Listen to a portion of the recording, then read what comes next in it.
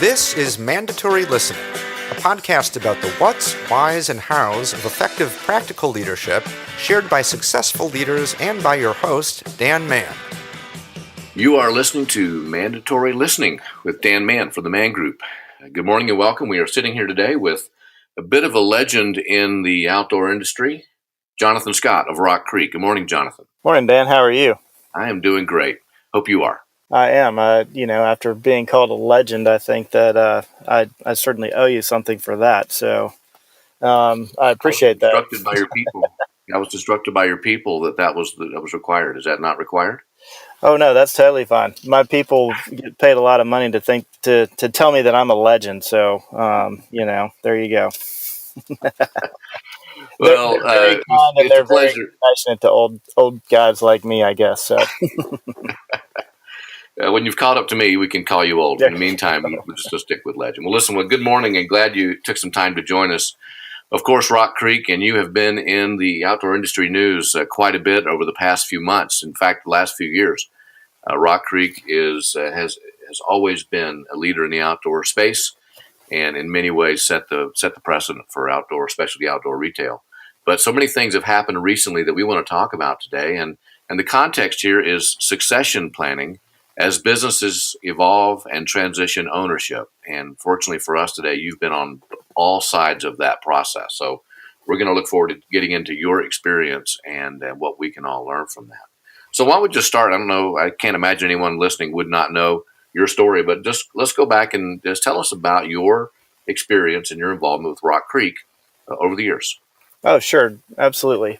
So 23 years ago, I guess it was 1995 in May. Matter of fact, I think the other day, I was rooting through some old paperwork, found my first pay stub, which is a little embarrassing and very, very much a reminder that I need to clean some things out. But it was actually kind of interesting, the fact that good reminder that I started back then as a kind of a part-time person working on the sales floor, and I was actually splitting time between doing a little bit of rep work for Jim Markley, who many people probably know, who was with Smartwool for a long time and currently with Sockwell and one of the owners there. And he was a longtime friend and had got me into helping him as a sales rep. So I was splitting time, basically doing that for him part-time, and then spending time working on the floor at Rock Creek.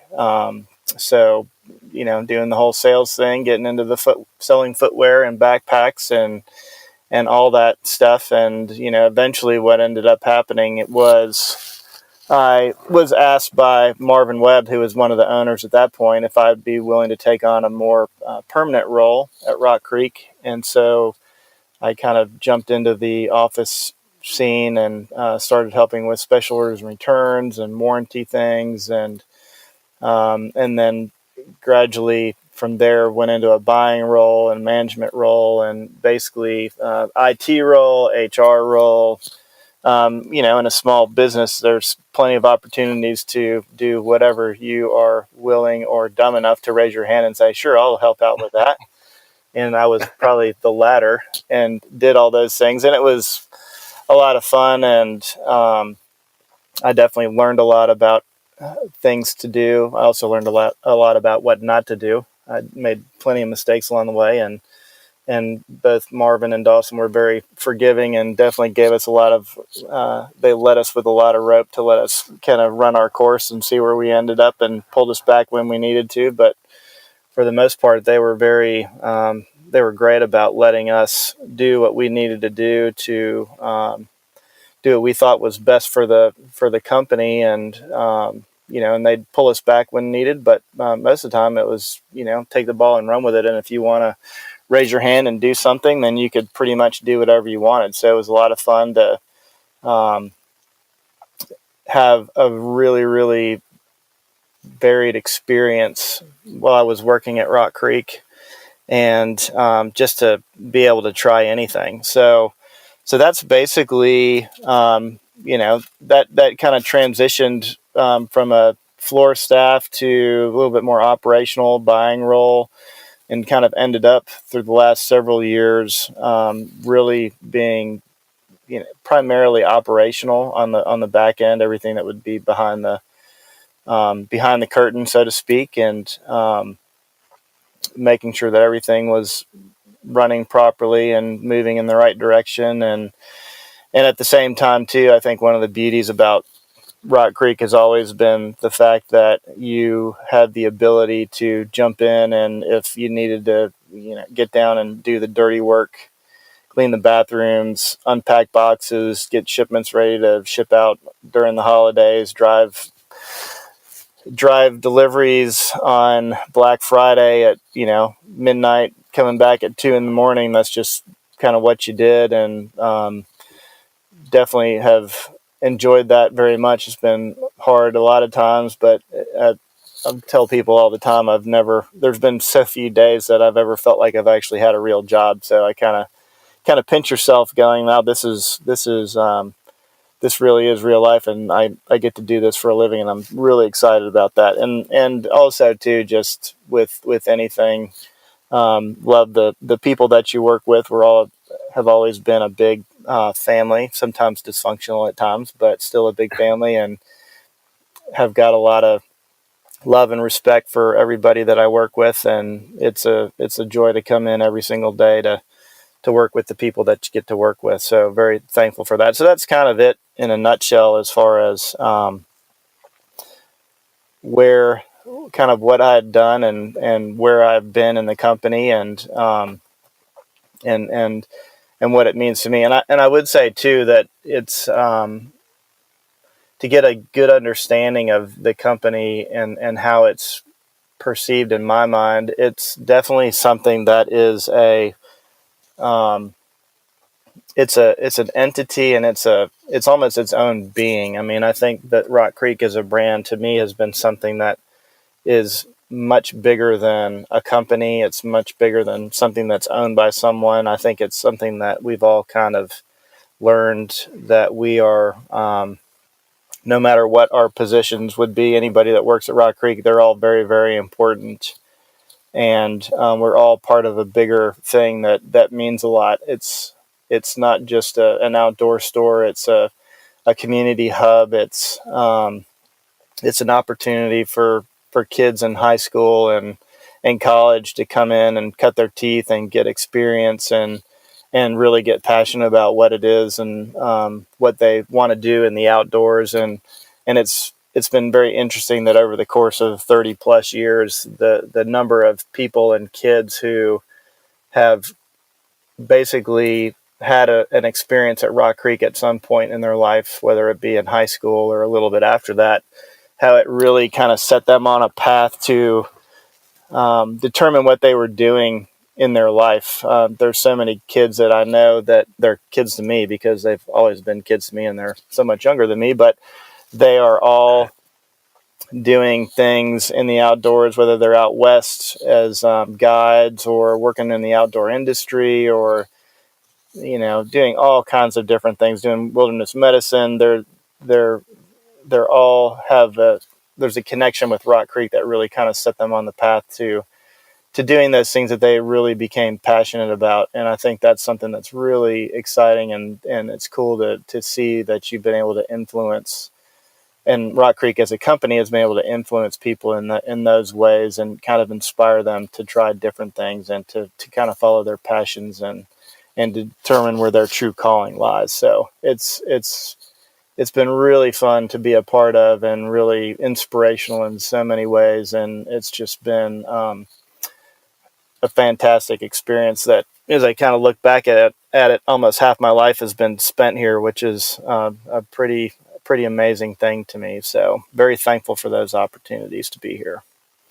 Well, what you're describing is a legacy that has certainly impacted you, has impacted your community, but as we all are aware, has also impacted an industry and the nation. So in that context, the evolution of your business has been somewhat of a public experience as folks have watched and seen what's been happening with Rock Creek. So let's go back and give us the timeline and give us some background on the big transition, the first big transition when Dawson and Marvin got out of the business and you guys acquired the business, and just the transition of a longtime employee who now becomes an owner of this kind of a business. That's for those listening to us today, talking about succession. This is going to be our first big question. For your world, acquiring that business as a longtime employee.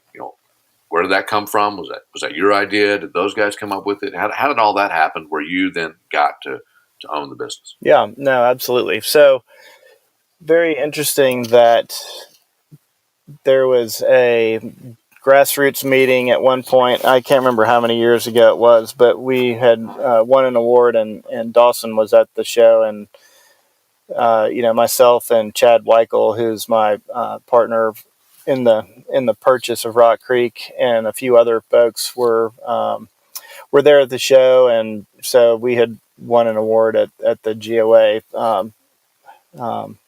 GOA meeting. So Dawson got up at the as we were accepting the award, and basically made the statement that that he and Marvin would be selling it to Chad and myself and one other guy, which was kind of news to us. It was very interesting that it's like, oh, well, I guess we're buying Rock Creek.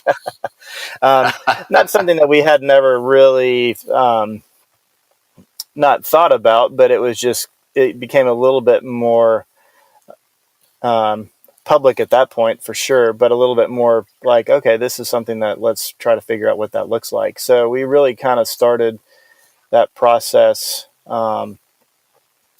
kind of from that point on, and started to kind of wrap our heads around what that meant. But it really took on a lot more velocity when we probably in 2016, and so at that point it was just Chad and I that were involved in that, and so we obviously spent a lot of time due diligence talking with a lot of folks in the industry who had essentially been in the same position and had also transitioned ownership and had been in similar roles to us, in the fact that they had been kind of senior management within their companies that they had purchased, and then some very old, long-standing legacy, kind of original owners of businesses. And those folks were really, really helpful. Dana Davis at Summit Hut was one who was incredibly helpful to kind of walk through the process of what that looks like and what to think about and what to consider, and how to really kind of approach the whole thing. And I think that was something that was incredibly helpful, and it's kind of speaks to just the power of the industry and how a tight-knit community it really is in many, many ways. And it definitely was something that we got a lot of benefit from and help from, and being able to talk to those folks and kind of get pick their brain about how to do it and how to go through the process, and just what that looked like. And matter of fact, it's very interesting. I think that at another grassroots, another GOA meeting, Dana had gotten up and was kind of going through a kind of a history of the Summit Hut and her transition, and how it kind of started with Dave Baker, and how just kind of the legacy of where its roots were, and how it formed from the beginning, and kind of going through the whole history up to the point of her basically taking it over. And it was very interesting to me as I sat in that meeting, at that presentation that we were having at the end of one of the dinners. I looked around throughout the room, and typically I sit in the back, as I like the back, easy to get in and out. But you're looking out over this group of folks who are basically at the tip of the spear in the outdoor industry, and as far as specialty outdoor retailers. And it kind of hit me that there are a lot of people in that room who were incredibly successful, had spent their lifetime of really building up these markets and these businesses in the outdoor industry, and they were all about the same age. And so Dana was giving this presentation, and she's almost the first one to kind of that I felt was really going, here's what the next version of the outdoor industry looks like, and what specialty outdoor looks like. So it was interesting seeing all those stores and all those markets represented, going, every single one of these people is going to have that have this kind of conversation or have this kind of thought going through their head in the next 5 to 10 years in many ways, because it is just you know, you just have to have that conversation. You have to start thinking about that, and what it's going to look like. And I don't know the history of a lot of those folks, but I know a lot of times it doesn't necessarily equate to a family business where you might have kids that might be interested in taking over and what have you. I think more often than not, it's probably the opposite, where there's not a very strong familial component where those type of people are wanting to, get into the business that their parents or had started, and they might have more often than not have probably spent time working in the business, and they're probably like, man, I don't want to do this. This is not easy, and they've got their own interests and passions or whatever, and they're not necessarily that tied. So you look around and go, wow, all these people doing an incredibly good job. How does that look going forward, and what does the next generation look like? And and they've really done a good job of, like Rock Creek has here in our area, of really establishing, the expectations of what people get when they walk into an outdoor store, and what kind of service they expect to get, and what kind of product they expect to see, and all those things. And all these other companies do the exact same thing about what does that look like, and they've really set the bar high, and the ability then to continue those things, as it is with Rock Creek. And you mentioned it before, there is a legacy where Rock Creek isn't just a business owned by a couple people. It's something that's core to the community and the outdoor community, which a lot of these places are. So it's it's definitely a big thing to think about, and to kind of see that now we're really at this time where a lot of people do have to kind of start thinking along those lines. But kind of back to Rock Creek, 2016 was really the time that we really started pushing hard to get that done, and basically spent the better part of a year on top of just doing everything that you would normally do, working toward the resolution and the takeover of Rock Creek. So that's kind of what our focus had been for the last, probably, I'd say, 12 to 18 months leading up to that. And we basically took over. It was, I think it was the 3rd of January of 2017. So that's kind of when our official takeover date was. So let me interrupt you and ask a question. When you're in a position of selling or buying a business, oftentimes the entities don't know each other. The buyer and the seller are just, they're parties sort of in negotiation. Right. And you got one side of the table, we believe the business is worth this. On the other side of the table, we'd like to negotiate a different price because it's to our advantage to do so. And back and forth, a lot of deals fall apart simply over a disagreement or the misunderstanding of valuation. And when you get money into a conversation between longtime coworkers and you're acquiring a business, how did it go just to work out the particulars? And how was it to get into the nitty gritty of getting to an agreement everyone could be happy with? Was this something that, because you guys have such strong relationships, it was easy? Or, is it fair to say it may have been really challenging to get an agreement that kept everyone happy through the process? It's interesting that you say that. I definitely think that in the fact that the people, there are some things where it makes it a little bit easier, and there's also some things where it also makes it a little bit more difficult, because you do have a personal tie And you can kind of say, hey, this is just business all you want, but there's still that piece of, man, these are people that I've worked with for a long time, and these are friends and mentors and what have you, and there's a lot of that where you've got you definitely have an amount of respect for them, and want to do what's best for everybody involved, and at the same time not feeling like, man, I'm getting raked over the coals with this too. So it's interesting that I think there's a lot of challenges. It's you do want to be able to, and I think we did feel like, for Chad and I, as we were kind of rolling into that part of the business, and that part of the acquisition, it was definitely something that, because of our really being in the business on a day-to-day basis and really understanding what was going on, we really knew from a valuation standpoint what the business was worth and what it was capable of doing, and hey, we might not necessarily agree.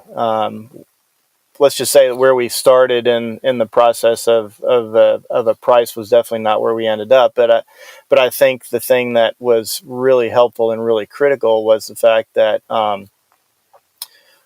we all knew that regardless of how it all worked out, it was going to work out. And at the end of the day, I think it was just as important for them in selling it to us that it was done in a way that made the most sense, and that was structured in a way to continue to allow the business to operate without being too tied down in the way that the debt service was worked out, and that was fair to them, that they got what they deserved and had earned in selling it, and that we would have the ability to get a structure that would work well going forward to be able to keep the business running and cash flow everything that we would normally have to do in order to just keep everything moving pretty smoothly. So Did you have to get an outside entity, a business broker, an attorney, a real estate? I mean, did you have outside help through this process? I'm sure that, I know there's had to have been some. Oh yeah, no, we definitely did. We did, and then there's a component where we did just because you have to get lawyers involved and and things like that. We did not, when we purchased from Marvin and Dawson, we did not go with a business broker at that point. We decided at that point that with the added expense of that, and with our ability to kind of know what was going on, and to kind of be able to sit down and talk amongst ourselves and figure a lot of this stuff out, we definitely felt like we could do that without too much outside influence. So we definitely, we had attorneys. They had an attorney. Their attorney had primarily written up most of the contract for us for the purchase, and then also we had a CPA firm that was kind of helping us with a lot of the modeling as far as what the debt service looked like, and how the contract was all going to basically be paid out over the term of the deal. So that was really key, because that was really like, okay, if this is going to work, let's look at the numbers and the cash flow and see where it all is going to pan out and pay out, and all, get everybody to get what they would like at the end of the day, with them having the business bought from them, and for us being able to go, here's what we can do all the way through, and here's how we know that it's going to be modeled out. So before we get into the next chapter of this story, what advice would you give to someone, looking back on that particular moment here, where you as a longtime employee are becoming the owner of a business with a partner? A lot of complication there. Any advice you'd give to anybody that might be listening that's, number one, in the position of ownership, trying to sell a business to a long-term employee, or anyone in your position who has been a long-time employee who is now acquiring this business? Any couple of things that you would recommend for them to know, think about, or consider? I definitely would say that as hard as it is to check your personal relationships, you really do have to do that in many, many ways, and just know that at the end of the day, these things are all going to work themselves out. That you can come through the end and the other side and still be friends and have respect for people and what have you. But in the process, you definitely have to make sure that you're getting good counsel, that you're really you need to, as much as you can, be very realistic all the way across the board about what that looks like, and what the transition looks like, and what your expectations are as well too. I think that one of the biggest things, the most critical things for all four of us when we were working toward making this thing a reality was just what's best for Rock Creek. And it wasn't, that when you start to look at it in that perspective, and again, you have this view and this concept of this company being really important, not just to those of you who are earning a living from it, but also the fact that there's 100 or so employees, and there's a lot of people that are kind of counting on you to make the right decisions. It's like, if you can kind of keep that perspective, it definitely helps in the fact that you're going, hey, you know what, I'm willing to give a little bit here, and you should be willing to give a little bit here, because the reality is, if we don't do this, then the company as we know it and as people expect it to be could be in a little bit of a different position, and that's something that we want to make sure that we avoid, because what's the critical thing is that Rock Creek continues to exist going forward, and how do we just keep as much stress off of it as possible. But you know getting good counsel, getting good attorneys, I think, and attorneys that are willing to listen and to be able to kind of communicate that kind of overall concept to.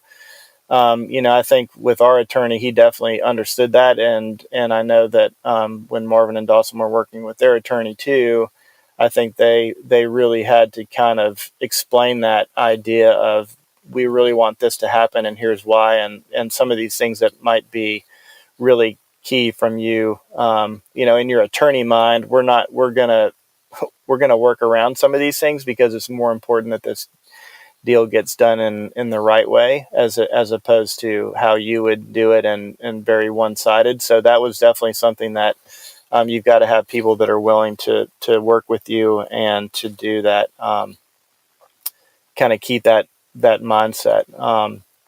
I would say one of the things that, and this kind of ties in a little bit with kind of the next part of the story that I know you're going to get to, but having a business broker, again, some third party that can kind of act as an intermediary, would probably be beneficial, because they're going to be very impartial, and they're not going to pick sides. They're definitely going to, again, have the business as a central focus as to what's going to make the most sense for the business going forward, so that it continues to exist, and that everyone's happy at the end of the day. And we did not do that when we first purchased from Marvin and Dawson.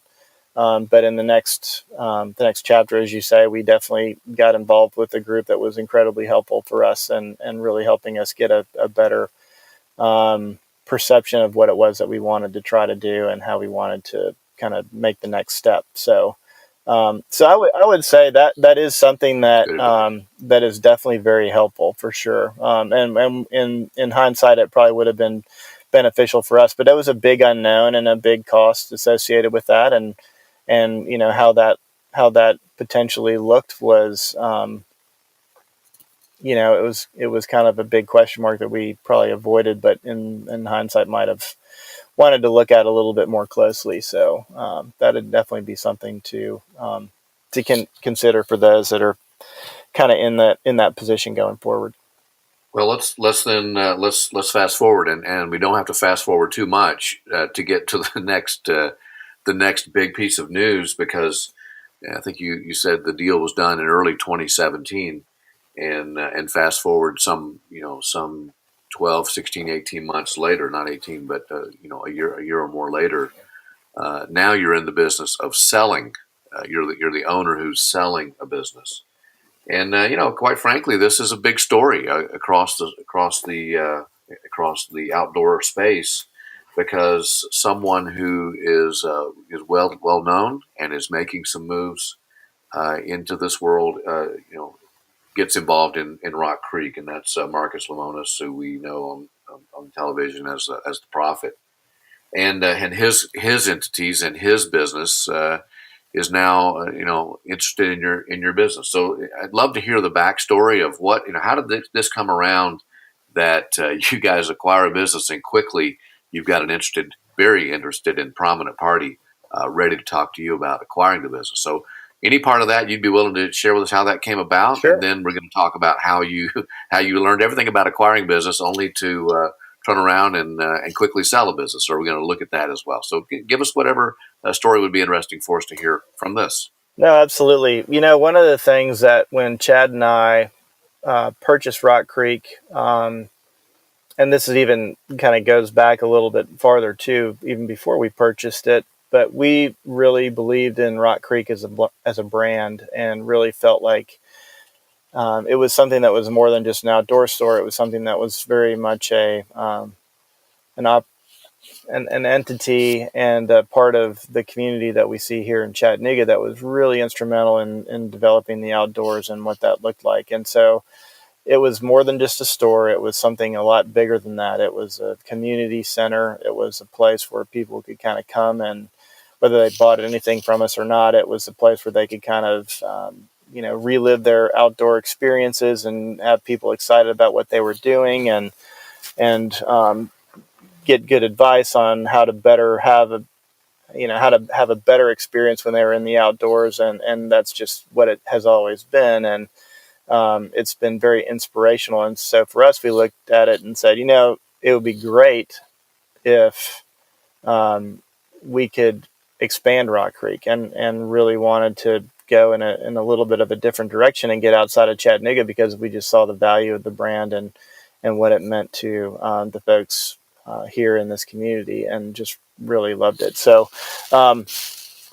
for us, one of the things that we had wanted to do, and we're able to do it a little bit before we transitioned, by kind of helping open up our store up in Cleveland, Tennessee, which is a little bit farther north, and then out in the Franklin area, Franklin, Tennessee, up more toward Nashville a few years later. That was really part of our overall strategy, was how do we recreate this, and how can we take the model that we know and understand and believe in, and start recreating that in different parts of the Southeast where it makes sense to be in these communities, because they have great outdoor communities, and there's a great connection there with those type of stores and those brands, and that's something that we wanted to do. So even before we kind of had transitioned, we had talked off and on about the opportunity to grow and to expand and things like that. And once we had obviously transitioned into the owners, we took it to a little bit of a different level, and started building a white paper and talking to people about how can we do this, because I think the challenging part with that was the fact that we obviously had with basically Rock Creek essentially purchasing itself, and buying Marvin and Dawson out, and in the structure, there was it was very limited from a cash flow perspective of how do you actually do that, which would then mean bringing on new investors and somebody to come in and partner with what you're trying to do, with your vision of really trying to grow and to kind of recreate what you felt was a unique model into other markets. So that had always been something that we had really wanted to do and wanted to expand upon, and so it naturally led us to talking with different folks and in different groups. One of the groups that we talked to some individuals for sure, and then a couple other kind of groups that have been around our area and knew who Rock Creek was as a brand and as a company, and And they kind of knew who we were before. We weren't a total unknown to them, so they had obviously been around for a long time and had seen everything that it could do and everything that it meant to folks. So that's what we had done. And one of the things that we did was we met with a group here in Chattanooga called Four Bridges, and they basically were the business broker. Incredibly helpful guys, really, really smart. Had a lot of great conversations with them, ran over a lot of numbers, and we had basically been talking with them for several months on what is our business really capable of doing as it is now, and what can we do? And we have this vision. Can we do it? Is it possible to do it? Is it something that we can leverage what's here to make it work, or is it something that we can't? We're going to have to find somebody else to come in alongside of us. And so they were incredibly helpful in going through our numbers and really giving us a deep understanding of our financials to go, here's where you're going to be, and here's what it looks like, and here's what we think. And and them being good at what they do was definitely helpful. They're beyond professional, and just really, really helpful in helping us kind of understand what that process looked like, and what it would mean to not only come up with the idea of what it was that you wanted to do, and kind of strategize with you on what it looked like and what you were capable of, but also like, okay, now that you kind of know that, now what's the next thing? And so, we were able to kind of retain them throughout the whole process, and they worked with us pretty closely as we transitioned to the acquisition with Uncle Dan's and Camping World. So that, our strategy had always been to kind of grow and expand, and for us, and again, it kind of gets back to what I had said earlier. The important thing for the two of us was really like, what's the best thing for Rock Creek as a company? And the best thing for Rock Creek as a company, where you've got a lot of great people that work with you that are, fantastic staff that are really bought into to Rock Creek as a brand, and what that meant was incredibly.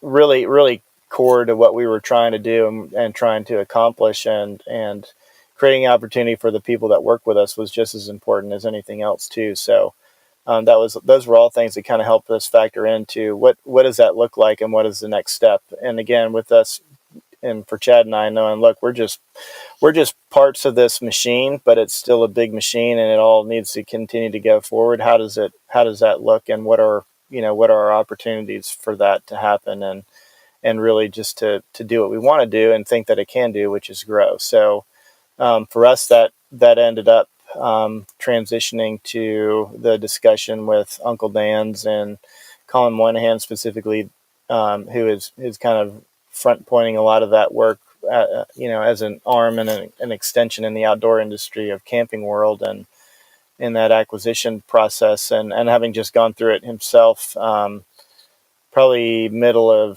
to the fourth quarter of last year, and what that looked like with, Uncle Dan's being, again, same type of situation as Rock Creek, been in business for 42 years in the Chicago area, and they were purchased by Camping World. And then soon after that, I believe it was in January, Uncle Dan's bought Erewhon's, and also, again, another long, outstanding, regionally specific player that had been in the industry for a long time, and then Rock Creek in April of this year. So, and all really trying to, in many ways, do what we had always wanted to do, which is really keep core to the specialty industry, and really stay true to what we believed we needed to do and wanted to do, and represent the industries and the brands that we represent in a way that was unique and best of the best, and kind of continue to do what we were doing, but have more bandwidth and have more opportunity to retain good staff, and to have a much bigger pipeline of support behind you to accomplish what you really wanted to do, and so far that's been what's happened. So we're super excited about that, and think we really made the best decision for Rock Creek, and think that going forward it will continue to be something that we'll see a lot of benefit from, and we're really excited about. When I see the TV show The Prophet, I watch Marcus Lemonis write a check and reach across the table and shake hands, and there you go. I'm sure it's not that easy, even though he's probably in the acquisition business more frequently than most of us listening would be. So, I mean, how simple was it to make the deal with a company as large and as proficient at this as these guys are? Well, it's very interesting. They're an incredibly large company. They're a multi-billion-dollar company, and we are very small potatoes in that world, for sure, as it relates to them and what they're doing. But in a matter of fact, I think that the week that we had closed, they actually had closed another acquisition of an RV dealership that same week. So, we were one of maybe 2 acquisitions that was going on at the same time. So they're definitely in this mode of really working toward consolidating a lot of these dealerships and buying up independents and things like that. And I think overall it's definitely it was a little challenging to be in that situation. I mean, they're doing it all the time. They're having, it's second nature to them. We're just, that's just what's on the to-do list for today in some ways, but they were very, very helpful. It was definitely a little bit of a different process in the fact that their resources to be able to do an acquisition was a little bit different than when Marvin, we're dealing with Marvin and Dawson, where we're all sitting around the table just talking about it amongst ourselves. The level of detail of what they need is a little bit different, and that's fine. It's all good. It's just they're really good at doing that. But quite honestly, the process was really, all things being equal, was really not that difficult. I mean, I think we probably wrapped everything up in just a few months. There wasn't a lot of contentious discussions with anything. Obviously our attorneys were there and dealing with them, and they were incredibly professional, and I would say too, incredibly fair too. I think that they really felt like they presented us with a number that was incredibly fair for Chad and I's perspective, and for Rock Creek specifically. And and I think that they kind of see how it kind of fits into their overall portfolio and what it is that they're trying to do, and I think that was more important for them to get everything done the right way. But it was, I think, all things considered, it was probably a fairly easy process to go through, and they were fantastic to work with. They were again, very professional and very helpful in many ways, and incredibly fair. So I think that was something that it could have been. I can see how those things can get sideways real quick after being in that part of the process, but that was definitely not the case with us, and that was something that definitely we were excited about that and happy about how that all worked out. So that was like the big part there, was making the right choice of an acquisition partner and making sure that you guys would come alongside each other in the same direction. And that, once that was decided, this side of it was more simple. Yeah, it really was, and I think that at the end of the day, they want us to continue to operate in many ways like we always have, and really get into the brand building piece that we wanted to do, which we were really excited about. So that was the thing. Like, we're not going through a name change. We're still Rock Creek. We still have the same people. We still can make a lot of the same decisions as it relates to our local community and what makes the most sense for us. The resources that we have now, and the way, a lot of the operational things on the back side are different because they have to be. It's a corporation and publicly traded, so there's a completely different set of standards that from our standpoint we have to get a little bit outside of the mentality of, hey, I know we used to be able to just go do this on the fly, but we can't do that anymore because there's a lot of other things that we've got to take into consideration as being a part of a bigger organization. And so that's something that, our learning curve is going to be pretty steep on that front. And that's not a bad thing. It is what it is. It's just now we've got to do things a little bit differently. And but that's not a bad thing at all. But overall, we're really excited about the opportunity that we've got, and the Rock Creek, as we have always come to know and love it, is going to continue to go forward and be better and be more competitive, and that's something that we are really, really excited about what that looks like. It's still going to be hard work. It's going to be different work, but it's all going to be good work. And we're all excited about the fact that it still is going to continue to operate in many ways, just like it always has. So, well, as I started the podcast, I said Jonathan Scott, comma, and then I just had a moment of like, president, owner, former owner. Wait a minute, what's your title? So, how is this going to work for you going forward? And certainly, I don't see the folks from Camping World coming in and running Rock Creek. I'm sure you guys are running the business, but have you sorted all that out yet and have a clear picture on how this is going to be structured for you and your particular role? For me, there's a lot of things that are still in flux, and we're trying to work through and how it all is going to where it all kind of lands. So. That's one of the things that as we've kind of gotten in and we've kind of merged with Uncle Dan's, there's been a lot of, we had some discussion on the front end as to what a lot of the things look like and what they potentially would look like, and how everyone was going to be positioned going into the role or into the transition and acquisition. But the reality is these things are right now are so very fluid because it's still so very new, that a lot of these, there's some things that are pretty clear and other things that aren't. And then, and even the things that are kind of clear at the moment are subject to change. And that's not necessarily a bad thing. It's just, we're still trying to work our way through what a lot of these things look like and how they all kind of play out. So, so that's, yeah, like I could tell you something today and it could be different tomorrow, and that's okay, So, so it's all good. It's just there's just a lot of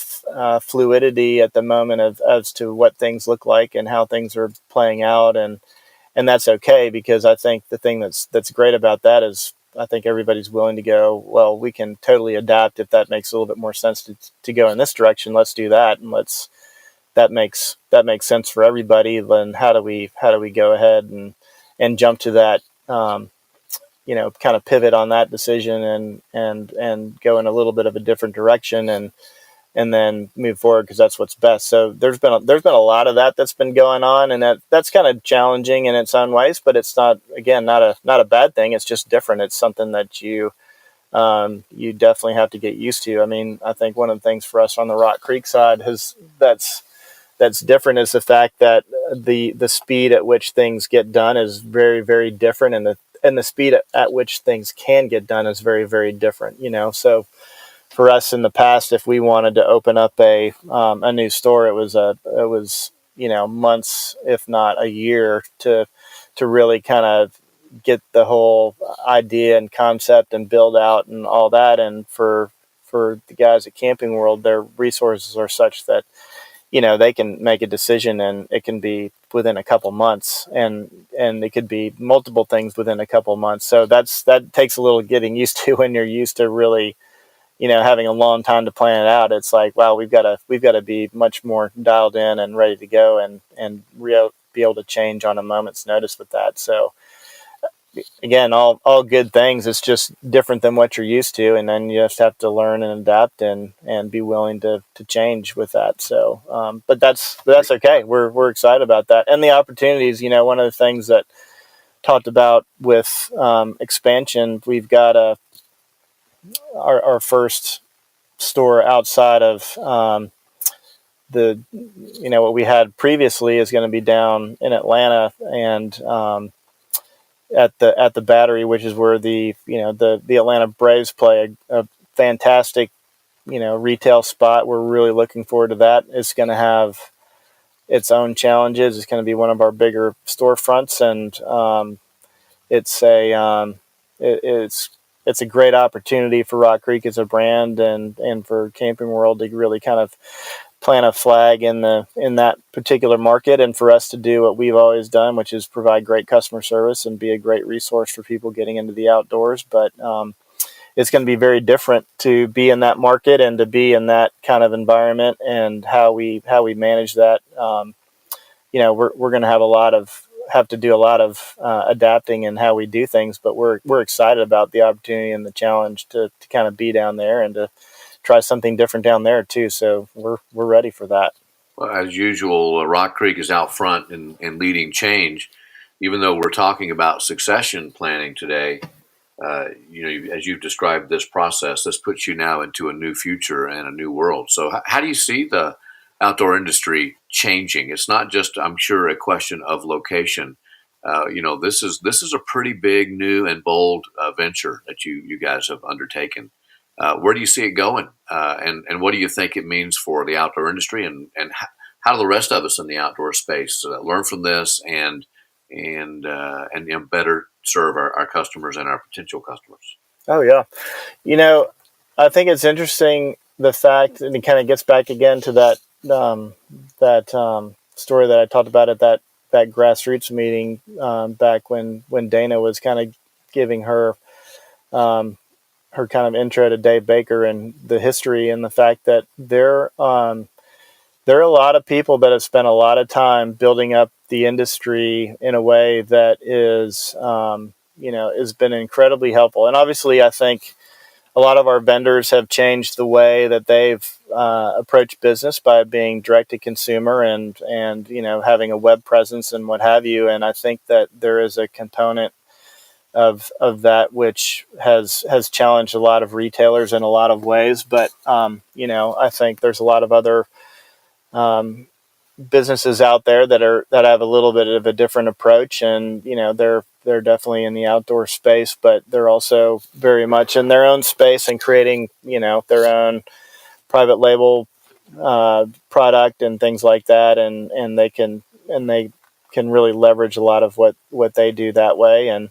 And I think that as an industry, I think especially for those in the specialty end of things, where it's really the tip of the spear, I think it's really important and critical that we as an industry, we have to keep those opportunities, and the specialty is really, really key with that.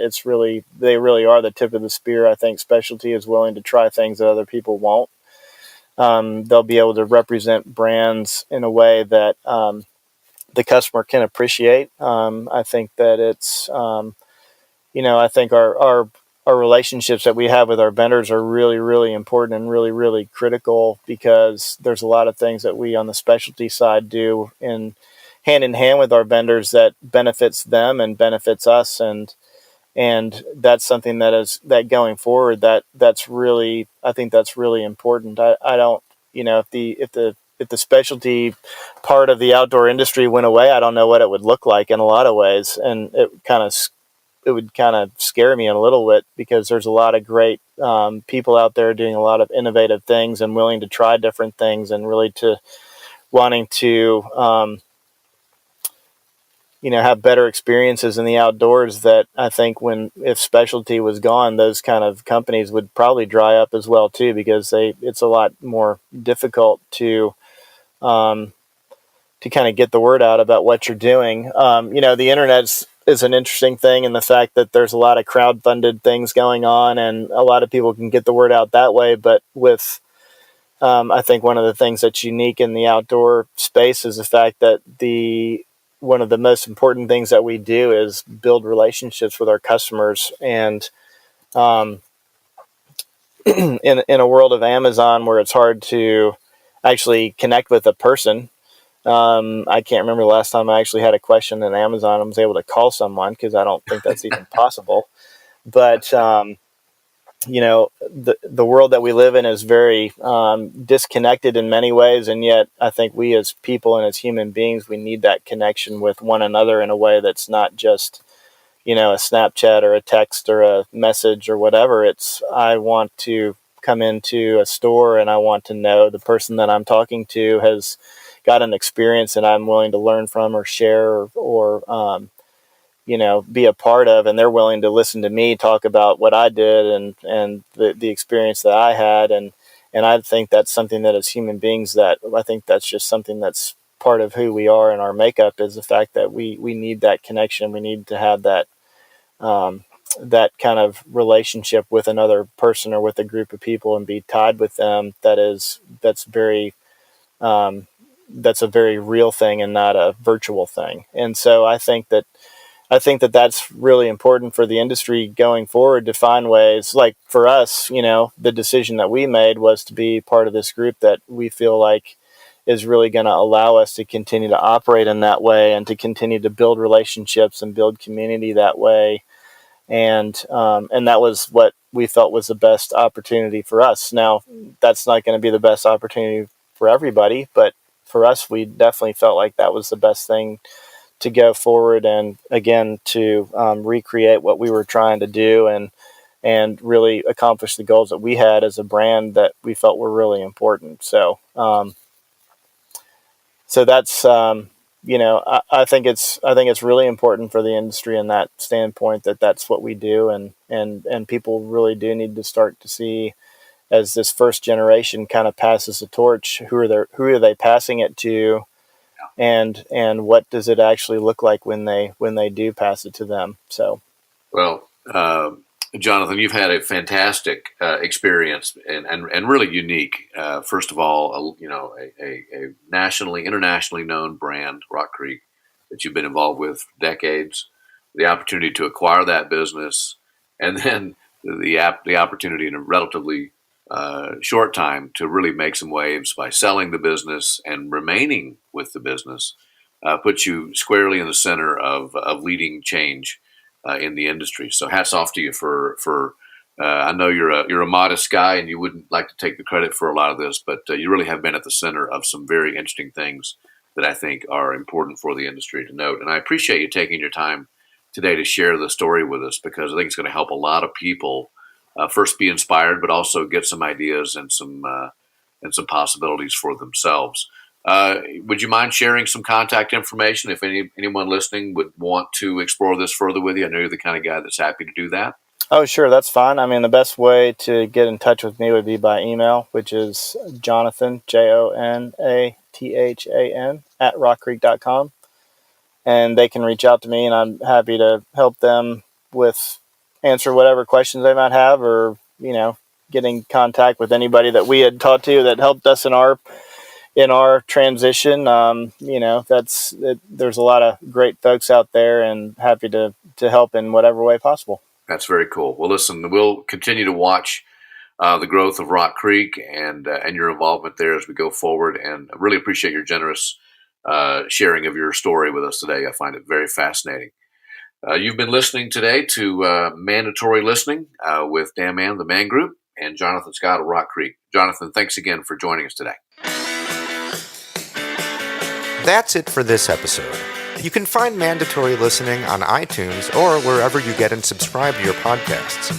We'd love to hear what you think, so make sure and leave us comments on iTunes or on our website at mangroup.net, where you'll find all of our episodes. That's MANN group.net. Thanks for listening.